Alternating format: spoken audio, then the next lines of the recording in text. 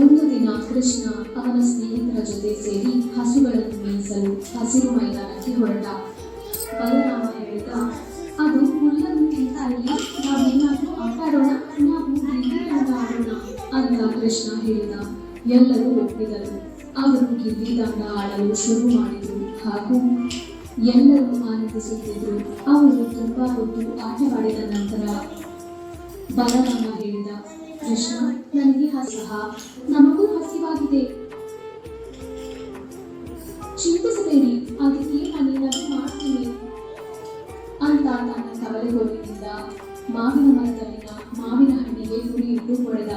ಅಲ್ಲಿರುವ ಎಲ್ಲರಿಗೂ ಮಾವಿನ ಹಣ್ಣು ಸಿಗುತ್ತದೆ. ಅವರು ಮಾವಿನ ಹಣ್ಣುಗಳನ್ನು ತಿಂದು ತುಂಬಾ ಖುಷಿಪಟ್ಟರು. ಕೃಷ್ಣ, ನನಗೆ ಇನ್ನೂ ಹಸಿವಾಗಿದೆ. ಹೌದು, ನಮಗೂ ಹಸಿವಾಗಿದೆ. ಈಗ ತಾನೇ ಮಾವಿನ ಹಣ್ಣು ತಿಂದ್ರಲ್ವಾ ಅಂತ ಕೃಷ್ಣ ಹೇಳುತ್ತಾನೆ. ಹೌದು, ಆದ್ರೂ ನನಗೆ ಇನ್ನೂ ಹಸಿವಾಗಿದೆ, ಏನಾದ್ರೂ ಮಾಡು. ಕೃಷ್ಣ ಹೇಳಿದ, ನನಗೆ ಒಂದು ಉಪಾಯ ಇದೆ. ಇನ್ನು ಎಲ್ಲರೂ ಹತ್ರ ಬಂದು ಉಪಾಯವನ್ನು ಕೇಳಿದರು.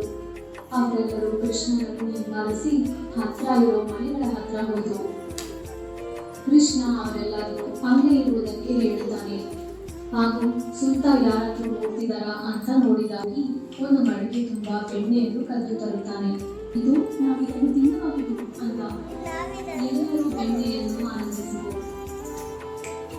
ಸ್ವಲ್ಪ ಸಮಯದ ನಂತರ ಆ ಮನೆಯ ಆಕೆ ಕೃಷ್ಣ ಮತ್ತು ಅವರ ಸ್ನೇಹಿತರು ಬೆಣ್ಣೆ ತಿನ್ನುವುದನ್ನು ನೋಡಿದರು. ಏನ್ ಮಾಡ್ತಿದ್ರ? ಮತ್ತೆ ಬೆಣ್ಣೆಯನ್ನು ಕದ್ದಿದ್ರ? ಈ ಸಲ ನಿಮ್ಮ ಸುಮ್ಮನೆ ಬಿಡಲ್ಲ. ಅವರು ಕೃಷ್ಣ ಮತ್ತು ಅವರ ಸ್ನೇಹಿತರ ಹತ್ರ ಹೋದರು. ಕೃಷ್ಣ ಆ ಮಡಿಕೆಯನ್ನು ಕೆಳಗೆ ಸಾಕಿ ಓಡಲು ಶುರು ಮಾಡಿದ್ರು. ಆ ಹೆಂಗಸು ಅವರನ್ನು ಹಿಡಿಯಲು ಪ್ರಯತ್ನಿಸಿದಳು. ಆದರೆ ಅವರು ತುಂಬಾ ವೇಗವಾಗಿ ಓಡ್ತಾ ಇದ್ದರು. ಬೆಣ್ಣೆ ಎಲ್ಲವನ್ನು ಖಾಲಿ ಮಾಡಿದಂತೆ ಆ ಹೆಂಗಸು ತುಂಬಾ ಬೇಸರದ್ದು. ಅವರು ಇನ್ನು ಕೆಲವರು ಹೆಂಗಸರನ್ನು ಸೇರಿಸಿ ಎಲ್ಲರೂ ಸೇರಿ ಕೃಷ್ಣನ ಮನೆಗೆ ಹೋಗಿ ಅವನ ತಾಯಿಗೆ ದುಡ್ಡು ಹೇಳಬೇಕೆಂದು ನಿರ್ಧರಿಸಿದರು. ಅವರು ಕೃಷ್ಣನ ಮನೆಗೆ ಸೇರಿ ಅವರು ಯಶೋದೆಯನ್ನು ಕರೆದು ನಿರ್ಧರಿಸಿದರು. ಅವರು ಕೃಷ್ಣನ ಮನೆಗೆ ಸೇರಿ ಅವರು ಯಶೋದೆಯನ್ನು ಕರೆದು ಆ ಹೆಂಗಸು ಹೇಳಿದಳು, ಕೃಷ್ಣ ತುಂಬಾ ತುಂಬಾಗಿ ಬಿಟ್ಟಿದ್ದಾನೆ. ಪ್ರತಿದಿನ ನಮ್ಮ ಮನೆಗಳಿಗೆ ಬಂದು ಬೆಣ್ಣೆ ಕದ್ದು ತಿನ್ನುತ್ತಾನೆ ಅಂತಾರೆ. ಇನ್ನೊಂದು ಹೆಂಗಸು ಹೇಳಿದಳು, ಕೃಷ್ಣ ಹಳ್ಳಿಯ ಬೇರೆ ಕೆಲವರು ಹುಡುಗರು ಹಾಳು ಮಾಡುತ್ತಿದ್ದಾನೆ. ಇದರ ಬಗ್ಗೆ ನೀವೇ ಏನಾದರೂ ಮಾಡಬೇಕು. ಯಶೋದ ಎಲ್ಲರನ್ನು ಕ್ಷಮೆ ಕೇಳಿ, ನಾನು ಇದರ ಬಗ್ಗೆ ಏನಾದರೂ ಮಾಡ್ತೀನಿ ಅಂತ ಅಂತಾಳೆ. ಎಲ್ಲ ಹೆಂಗಸರು ಅಲ್ಲಿಂದ ಹೊರಟು ಹೋಗ್ತಾರೆ. ಆ ಮಹಿಳೆಯರು ಹೊರಟ ಮೇಲೆ ಯಶೋದೆ ಕೃಷ್ಣನನ್ನು ಕರೆಯುತ್ತಾಳೆ. ಕೃಷ್ಣನ ಮೇಲೆ ತುಂಬಾ ಕೋಪದಿಂದ ಇದ್ದಳು ಹಾಗೂ ಅವನನ್ನು ಚೆನ್ನಾಗಿ ಬೈದಳು.